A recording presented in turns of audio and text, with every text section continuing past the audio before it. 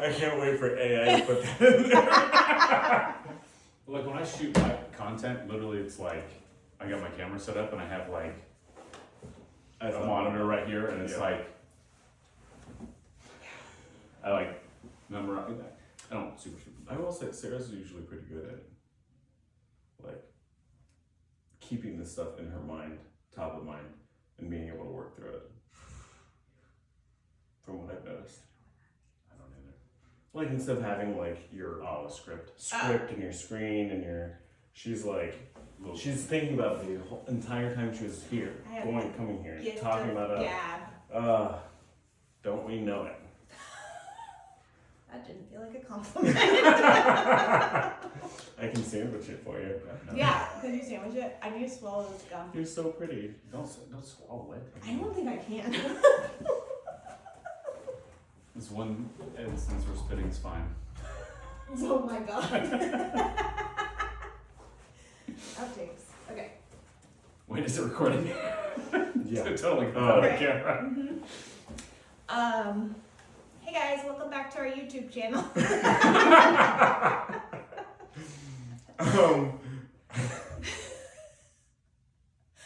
Do you want to start looking at the camera or just looking at me? I don't know, what do you think? No, we need to introduce ourselves. You think you do? You think not? Because where are you posting them? Hi, this is Ian and Sarah with the advisory group at Street Sotheby's. We're here today with... I don't like that. I don't like that. Hi! Yes, that's good. I'm told that I don't have, like when I'm in front of the camera, I like tone it down too much. Oh. So I'm trying to be a little more... I just mean like if you're gonna post it as like an IG reel, Yeah. you got like 5 seconds to get somebody's attention. Totally. So if you like waste 5 seconds introducing yourself, it might not. I don't know. Are finger guns good? Pew pew pew! Let's talk about real estate. That could be our intro. Pew, Every pew. time. Every time. Pew pew pew! Let's talk about real estate. Let's talk about That would mortgages. really get the high-end buyers. Yeah, exactly. Finger guns. All right, Steve, you got $500,000 is your budget in today's market. Mm-hmm. What is the minimum dollar amount that you need to have in cash on hand to make that transaction happen? Sure. So if you're a first-time home buyer, minimum would be $15,000 because you need 3% down. You know, if you negotiated some credits from the seller, you technically could come out of pocket for just that $15,000. If you are a repeat buyer, second-time buyer, step-up buyer, your minimum down would be 5%, which would be $25,000. So you could technically get into a $500,000 house for $25,000 or less. And there's no other costs we need to be accounting for in that equation, Sure. or buffering we need to do. You're going to have loan fees and closing costs and such. You know, in terms of if you're going to have to come out of pocket for those things, I would say you're going to want to budget for about $5,000 or so above what your down payment is, $5,000 to $6,000. There's variables that play into that. You've got home insurance and taxes and all those things matter. So it's going to move the number a little bit, but yeah, you're going to have about your down payment plus roughly like $5,000. Perfect. Give or take. We all want to know what kind of shopping we can do to keep in the budget, because we need like a new couch. The old couch is not coming, right? So there's stuff that That's also true. You also may have some updates you want to make. You may want to paint. Yeah. You may want to put in new carpet. Sure. Yeah, and if you've got more, that's where it's probably smart at times not to put it all down. Yeah. Because people don't think through those things. A lot of times when we hop on a consult with a client, they're like, hey, I've got $50,000 to put down. And you're like, okay, well, let's kind of work backwards. Yeah. How much do I want to put down on the loan? What's coming with? What's the rest of my budget look like? Are you paying movers? Are you getting a U-Haul? Like all that stuff matters, right? Yeah, absolutely. So if you're in a position where you do have 20% to put down, do you think that's the best allocation of that resource at this time, or is there more creative things that we need to be doing with it in the way that today's market is? Sure. I would say it's very budget dependent on each person, because we really try to go through payment in a lot of detail with people, because that seems to be, you know, the biggest touch point. Yeah. But in a lot of cases, using 500K as an example, if you were to put 15% down, say you're going to save 25,000, and then let's say in that scenario, you might be able to, out of that 25,000, use 5 to 10 of it to buy your rate down, get your payment almost where you were putting 20% down and still keep some of that cash in your pocket to use for moving expenses, to use for updates to the house. Maybe you got to redo a half bath or something, and you can, pay for that with cash as opposed to financing it. Yeah, I think gone are the days of giving your friends pizza and beer and having them move you. And movers are more expensive than you think. So vetting that full process is probably a really important aspect for all of us to consider. And when people call you, you go through like what potential title fees will be, things like that. Right? Yeah. So like it's going to be all money in to close when you're in contract. So there's 3 things that play into everybody's pre-approval. It's cash, credit, and capacity. And capacity is just income, right? So cash, we go through all of it. Down payment, closing costs. Like the way I like to frame it to a buyer is like, how much money do I have to get the keys? Like because everybody calls all these different things something different, right? But like, how much do I got to stroke a check for, or I guess wire, to close on this house? And I think that's the number people want to know, more so than just all the little intricacies of what everything costs. Sure. And you can ask for some of those in a contract, right? For have the seller pay, like you said, $5,000 or $10,000. That might go a long way to keep cash in your pocket. Mm-hmm. Yeah, especially with a little bit more leverage on the buyer side right now. Asking for closing costs from the seller is a great way to put a little cash back in your pocket for those more fun expenses. Good leverage. Okay, now you need to ask him. No, and what's nice is doing it like long form like this, especially if you use like Opus. Doing it this way, like conversationally, it'll like pick the topics. And when you use it, what's kind of cool, what it does is it will like rank them in order of like, I don't know how accurate it is, but like potential virality. So it'll like flow them and piece them together. So like this is going to become a commercial for Opus once we put it in there. Right, exactly. Okay, so top 3 recommendations that he would make to a buyer in today's market. I gotta remember what all 3 In are. our market. Plan ahead. Yeah, in the Central Ohio market. You got them? Okay. Well, you got to be ready. I know. Here we go. Well, I can Pew, pew, I pew. can wing it in the moment. That's true. Or just your best pieces of advice for a buyer in this market, and then whatever comes to you. Yeah, let's do that. Let's do that. And then you stare at me. Okay. Well, you were the one asking the question. Well, I mean, am I? I should have said Okay. You can do it. Non-robot Thanks. style. What are your best Right. pieces of information? So, Steve. Not robotically, but.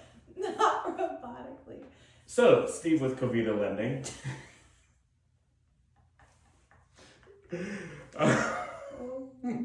Okay. Can't take him anywhere. Nope. I got it out. Okay. We're good. All right. No more finger guns, guys. That's in the past. That's the best. I've matured since then. Okay. Your brother's gonna love that. Okay.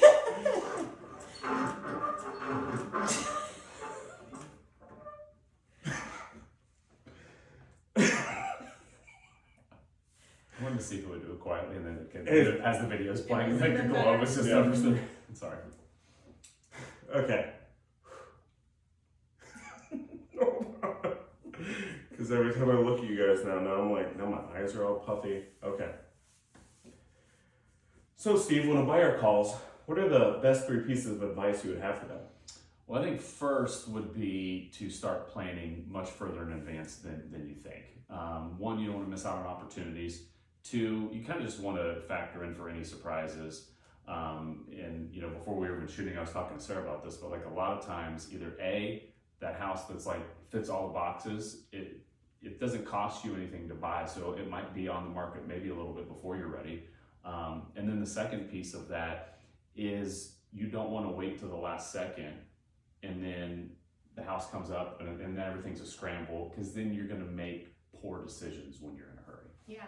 Yeah, you don't want to feel pressured, right? 100%. And I guarantee, there are buyers out there, we've both had them, that talk about wanting to get a loan or wanting to buy a house. And then all of a sudden the house that they love comes up and now you're scrambling to get all your documents, all your all your stuff together, Sure. so that we can get a pre-approval in half an hour, Right. Because there's a deadline. Yeah. And again, I think the thing to just reiterate to anybody is like, it doesn't cost you anything to be ready, Yeah. right? Like there's no cost for you to have a pre-approval be ready, and if you don't buy, you don't buy. Like, Yeah. It does cost you to not be ready though. correct. Could cost you the house. It could cost you the house, and it could cost you time, and in this market, Well, and sometimes even time if- is money. To that point, it could even potentially cost you more in your offer because you waited. Now you've got to get more, competitive with how Totally. you structure your offer. Where Right. if you'd been ready, maybe you act a little earlier. Yeah, absolutely. We also discussed that for so many buyers right now that have previously purchased, this is such a different market. And so being able to get ready early and then wrap your mind around the differences between the last time that you bought and what those numbers look like this time and what that the process looks like this time is good to just give yourself a little bit of leeway there. 100%. Totally To agree. get accustomed. Yeah, what you looked at 6 years ago isn't even remotely close to the same. Payment, prices, rates, like all of it's going to be very drastically Yeah. different. So you would like to go into things, particularly when you're going to go look at a house, and just be prepared mentally for, again, how does this fit in my budget? Like, what is it going to cost me to live here? Yeah. How much lead time do you think you need? What would be like the optimal for lending? What would be the optimal? Because I also get people who aren't really ready or don't think they're ready. And if they're already making a phone call to us, they're usually more ready than they think they are, first For sure. of all. Mhm. But Right. not only, right? But not only. Okay, sorry. That was good. That was actually Yeah, a no, good that's a topic. great point, yeah. No, I was adding words that probably didn't need to be added. That's So, fine. So Steve, how much lead time do you think buyers need? Because usually by the time they call us, they're usually more ready than they think they are. And a lot of times they're like, well, I don't want to have my credit pulled if I'm not going to buy a house for 8 months. Yeah. Sure. I think there's two pieces. Number one, you can always do a soft check on somebody's credit, which won't show at all. And then number two, particularly if you're somebody who's got decent or better credit, getting your credit pulled doesn't have as big an impact as you think that it does. Yeah. Really, the only reason that's going to have a big impact is if you're getting it ran just multiple times for you can go buy a car, you can get a credit card. As far as the lead time is concerned, I mean, you can have a pre-approval in as little as 24 hours. However, it's just more about that experience for the client. I want to sit down and go through your options with you. Let's talk through rate buy downs. Let's talk through down payments. Let's look at your budget in full, as opposed to like, hey, let's hurry up and get your pre-approval done so you can go write an offer. And then, we kind of half go through the options because we don't have the time. And then you make maybe more of a rush decision on what kind of financing option you want to go through. Like all of it just gives you more, the more you plan, the more options you give yourself, the more flexibility you give yourself just to be ready and not have to just like make a spur of the moment decision. I feel like you made such a good point that education is so important right now, from your lender and from your real estate agent, having worked in different markets than just this COVID market that we're fully out of at this point, and know what it really is like in a true normalized market in Central Ohio, being able to be educated on what that process looks like, what the best practices are going through, what the best offer situations are, lending scenarios, how to best leverage your money. All of that stuff is so important right now. So Sure. that's a great point. You said something earlier. Usually by the time they call you, they're more ready than they think. Yeah. And I had this conversation with somebody recently. This is how I'm envisioning it going. Like I'm sitting with my wife in my house and I'm, for whatever reason, just flipping through Zillow, Yeah. just looking at houses, Yeah. and it's like, oh, maybe we could use a little bit more space. And then all of a sudden you both look at it and you like it. And now all of a sudden, like it escalates way more quickly in most cases than you think. Like it starts as something very casual. Yeah. And then all of a sudden it's like, oh, we're doing this. And you're not even prepared for any of it. Yeah. So, why not just be ready so that way if the opportunity comes, you're ready to go. Awesome. And that's especially important when you have a house to sell as well, right? So you're not a first-time home buyer, but you are wanting, in our market, now balanced market, it's not 2020 anymore, where you're necessarily throwing everything at every house that you go to. Yeah. It's especially important for us as agents to know what the plan is financially, even if it is a couple months away, even if you do need to have time to get your house ready, time for staging, time, declutter and Yeah. get cleaned up. Maybe you need to touch up paint, whatever the case may be. Sure. Yeah, I tell every person on every initial consult, the relationship between your lender and your realtor is very, very key to the experience that you have. Totally. And because we're all kind of on the same team here. Like you've got the house piece, you've got the financing piece, of course, unless you're buying cash, which not everybody is. And how we're all coordinating it and everybody kind of rowing the boat in the same direction is very important towards the experience that the potential homeowner has. When we're all moving towards the same goal, right? And then also with that, I always tell people, you may see Steve, Sarah, the closing person, title. You know that the other side has an agent and the sellers. That's like 5 or 6 people. There are probably 20 or 30 people that are working on every single, between lending and title and both real estate agencies. It's a lot of people that have to come together and work as a team. Definitely. Any other pieces of advice you'd give to buyers in today's market? I would say just look at your budget very carefully. Focus on payment and not just mortgage payment, much more holistically. Like, how does your entire budget look? The house, the car, student loans, you have kids going to college, like all of that plays in to all of it. And maybe you don't take all, maybe you've got $100,000 to put down. Maybe you don't put it all in the house. Maybe you take 50 and put it in the house and get rid of all this stuff. And then, your mortgage payment is higher, but I just actually saved myself $600 a month in my budget because I got rid of all this other stuff. Yeah. And then now all of a sudden, well, maybe I'm not 500. Now I'm 600 because I got rid of everything else that I wasn't even considering. We had a client recently where we went through this, same experiment.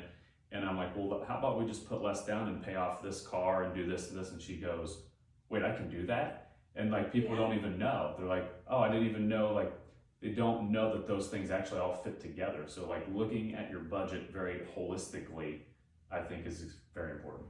Yeah, and a car payment is, because it's such a condensed loan time frame, it's such a high monthly payment in comparison to what that money, could do in terms of lowering your monthly payment. Applying it to a car payment would be, $600, $800, whatever $100 a month that you could be taking off, and maybe that would be $25 or $50 a month in your mortgage side. So that's a huge impact. Every $10,000 you put down in your mortgage is about $70 a month. So that's something when we go over with clients, they're like, well, wait, 10,000, that's not that much. Yeah. And then it's like, okay, well, let me get rid of these 3 credit cards that I'm spending $300 a month on that are 15,000, as opposed to putting 10 on the mortgage and saving 70. Yeah. So now you've just saved yourself $230 in your budget. And now that price point that you can look at maybe goes up, or what you're able to do in the house after you get in. Now you've got more money to fix things, update things, because nothing is cheap to update in a house right now. Yeah. It seems like, what's the average cost to do just like a bathroom now? Oof. That's a loaded question. Right. Okay, who's doing the bathroom? Is Ian doing the bathroom? $5,000 all day long. But think about that. You used to be able to do like a half bath for just like a couple grand. Yeah. And It's so true. Yeah.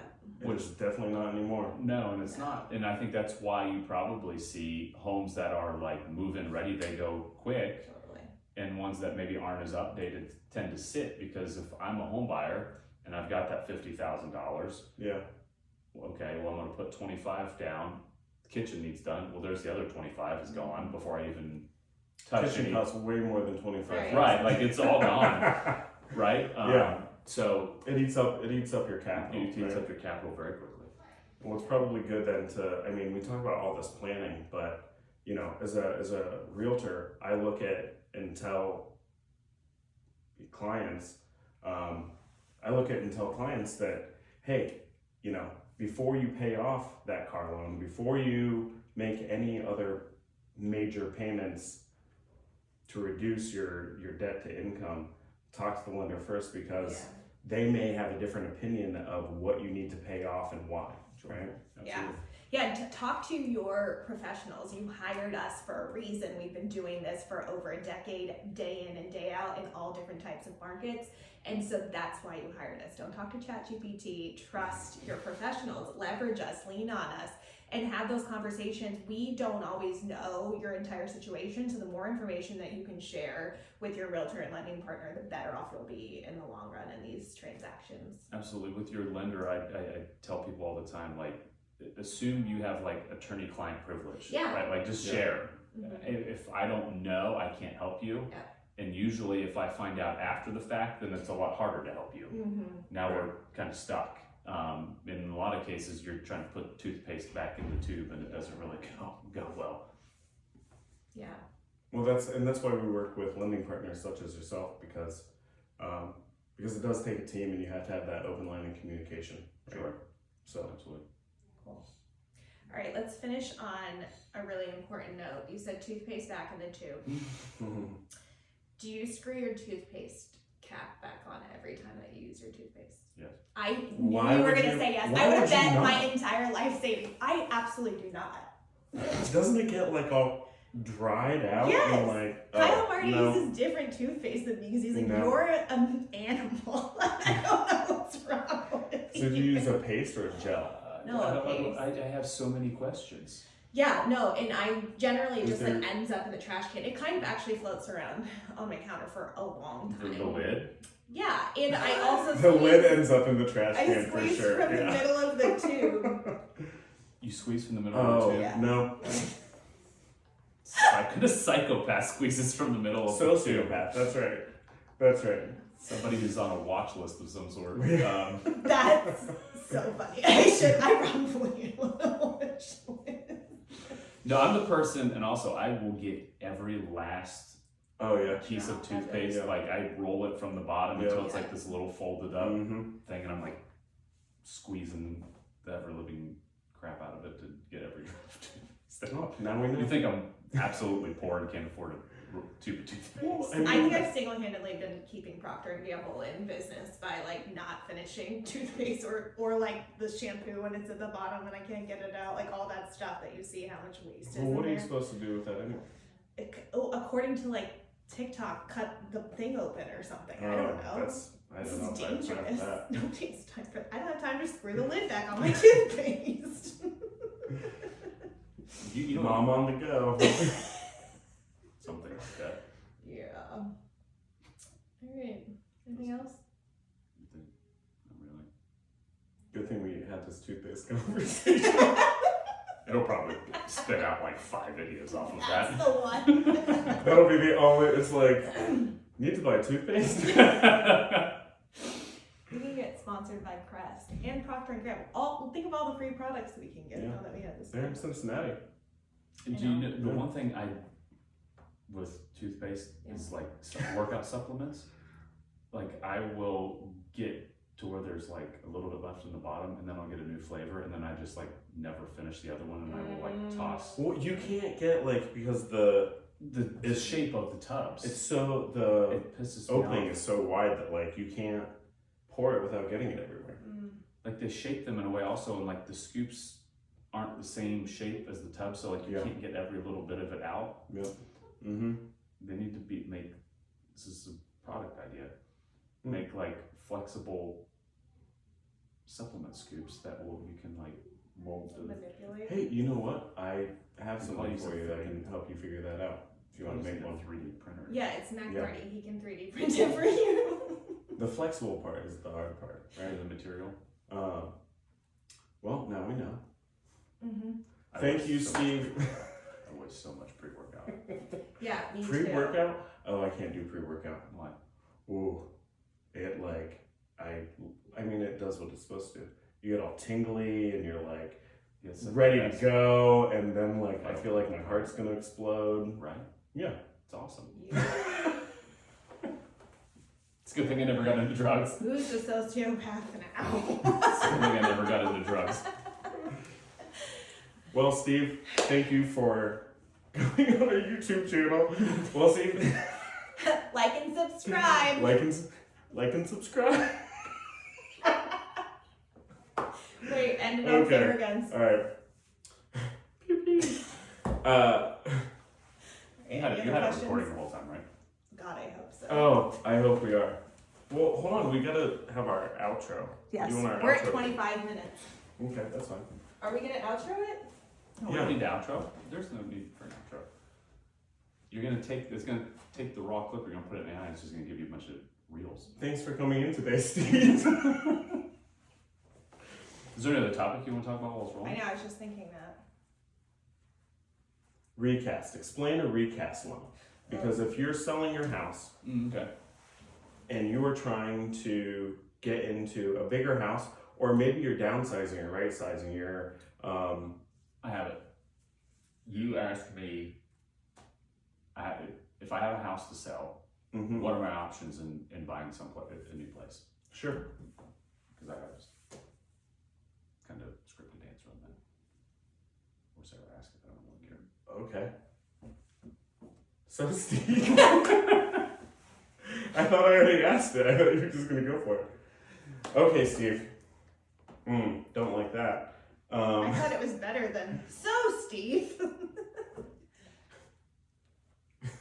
So, Mr. Loan Man, I was gonna say Mr. Covita Lending. don't do that. Let's, Steve, tell me about when you are trying to sell a house and buy a new house. What options do sellers have to get into a new house? Maybe they're downsizing, maybe they're moving out of state, maybe they're right sizing for whatever their situation is. Sure. So there's a few primary options. Number one is what everybody hates is a home sale contingency. Try to avoid that in most instances. The general path of least resistance is I've got enough cash to put a minimum down payment on the new house. My old house sells. I take whatever cash is left over from that sale, and then I later put it down on the new loan. And when I do that, I can recast that mortgage and get my payments reduced based off of the new mortgage balance. So that would be option two. That's usually the path of least resistance. Wait, and that's like different than a refinance because it's only a few $100s to Correct. get recast, right? Yeah, you're usually paying $200-300, and say you buy a house for, $500,000. You put 5% down, so you have a mortgage of $475. You sell and have another $200 to put down. So now I've got a mortgage of $275. They will recalculate your payments based off of a mortgage amount of $275. That's kind of the dummies version of And a there's recast. no, other than that upfront cost, there's no additional fees. They don't have to do an appraisal. They Nope. don't have to. Mm-mm. No, and when you put that money down, you can get the PMI removed and all of that done at the same time. Okay. It's Um, huge. So that, and then the last option or the other option, the third option would be to do a bridge loan. And a bridge loan would just be you taking out an additional piece of financing on your current home, pulling equity that you have to put down on the new home, and then once the old home is sold, all of that financing gets paid off. And then of course you're left with whatever cash you have left over, and you can do with that what you will. In most cases, the minimal down, as long as you can afford both mortgages at the same time and qualify that way, is usually kind of the path of least resistance, and you can maximize the dollars later on and do that recast. What are the timelines for a recast or a bridge loan? Do you have a certain amount of time that you have to put that money down? No, you can Or- actually do a recast on a loan at any point. A lot of people don't know that, and a lot of times you can do multiple recasts. So like say I buy my house and 5 years from now I get a bonus from my employer for $50K, and I'm like, you know what, I'm gonna throw in my mortgage. You can do a recast. Would you be better off to do a recast or put that money towards a principal only payment in this scenario? Well, you're doing both. Okay. So you're taking that 50, you're making a principal reduction, and then they're recasting your After, mortgage. so off. it does just go straight to principal. 100%. Okay. Yeah, very cool. Absolutely. Those are kind of your three main options. If I've got a house to sell, I want to buy, but I don't, know what to do with the house that I've got. Got it. Well, then it's a good time to talk to your realtor about how long it's going to take your house to sell and what you need to do to Yeah. prepare for that. And put yourself in a winning situation to not spend more money on the house, but to put yourself in the best terms possible to present, to not have to make up for it in cash at closing Sure. and appraisal gaps and stuff like that. Absolutely. Yeah, that's huge. I am finding right now that a lot of my clients basically every client that I have that purchased before COVID hit has at least 6 figures of equity, if not hundreds of thousands of dollars of equity. It's huge amounts of money that they're sitting on that we can turn as they make these next purchases. Is there any specific advice that you're seeing yourself give more commonly right now of what to do with those figures of money that people are sitting on? I think it comes down to the budget that they want to be at, because most people want to take it all and just put it on the house, right? Yeah. And I think it comes back to a more holistic advisory approach with people, and say you've got $300,000 to put down and you're buying a $700,000 house. Okay, do I put all 300 down? Sure, possibly. What budget fits you? But maybe you put 150 down, and maybe you invest the other 150 and do something else with that money, so it's not all in your house. So there's a lot of different ways that you can do it. Maybe you can take some of it, pay off other debt, put in the house, and invest. Maybe you invest in other real estate. Maybe you invest in the market. But in those cases, it's not always like, hey, let me just take it all, put it right in the house. Yeah. Because if you want that equity out in the future, then you've got to pull it out of the house, where it might be easier to actually put it in a different vehicle. Yeah, absolutely. My husband Kyle is a financial advisor, so we see a lot of him strategizing with people about that extra money and creating a projection of, if you put this cash in here, this is what we would project it to be at in 10 years. And that may be a higher appreciation rate than we're seeing over the next 10 years in it sitting in a real estate vehicle. So that would be, I think that would Good be to really explore. important for like empty nesters right Yeah. now. mm-hmm. For sure. That, don't need all the space that they have. Yeah. Don't want to maintain it. We get those calls all the time. Absolutely. Good. Okay. I actually did this content on that a while ago. Did you? That if you put, I think I did it on a $400,000 house. I did an example. If you put 80 down, or if you put 40 down and then invested the other 40, and just assume 10% a year or something like that. In 10 years, 5 years, 5 or 7, I don't remember. But you actually had more money at the end of that time frame, and could have taken the other 40, paid it, put it on the mortgage, and still had you still had your 40 that you invested initially. Yeah. So it's actually way more money than people think. Yeah, for sure. Okay, good. Good stuff. Call your lender. No. Let's see. Call, He's dead set on doing a sign off. I'm like, okay. Pew pew. Done. Yeah, what's your thing gonna make out? Nothing? No. Boring. Yeah. Is a golf swing. It's scooping creatine powder out of the bottom. No, of that's like, I grab it with my fingers and I pinch it to where it's thin, and then I can scoop it out. you put it in a line and you snort it. Usually. Mm-hmm. Or I put it in a little That's an enema. No. Isn't that like, that's supposed to be the Very I put it stimulating. pre-workout. It's That's a suppository, pre-workout, yeah. Pre-workout suppository. Yeah. Just gets right into the bloodstream. Really just gets you going, huh? Alright, on this Yeah, you might be able to episode, lift 800 pounds. See, no, she's trying to have a sign off. thanks for coming to this episode of Butt Stuff. Butt stuff.